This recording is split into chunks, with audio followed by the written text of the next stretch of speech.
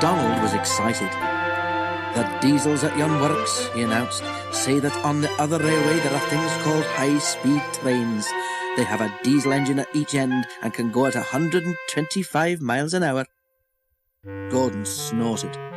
"An engine at each end," he said scornfully.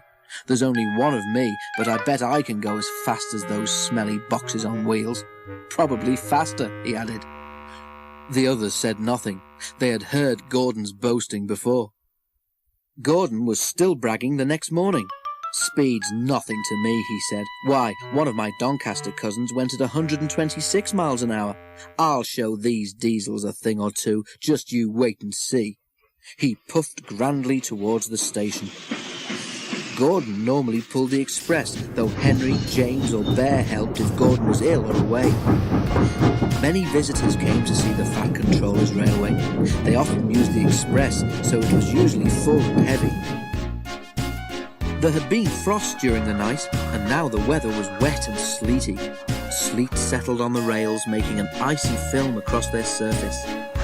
The carriages of the express stood under the cover of the station roof, but when Gordon was coupled to them, his cab and front end had to stand outside. He grew colder and colder as he waited for the guard to blow his whistle and wave his green flag. "Come on," he shivered impatiently. "Let's get started."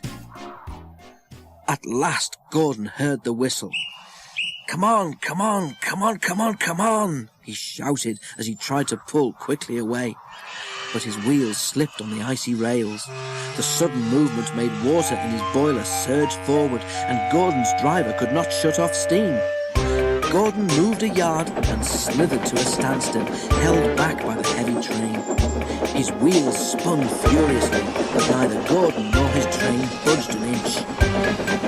"Help! Help!" wailed Gordon despairingly, but nobody could. His wheels spun till his rods ached, but he could do nothing to stop them. His driver tried every trick he knew. An inspector came and tried some more, but it was no good. The Fat Controller came to see what the fuss was about. He said several things to Gordon, but Gordon was making so much noise that he couldn't hear them. Sparks showered from the rails, but Gordon's wheels went on spinning.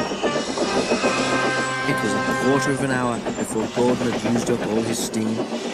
Reduced pressure allowed the driver to close the regulator, and with a deep sigh of relief, Gordon felt his wheels stop turning. The silence was amazing.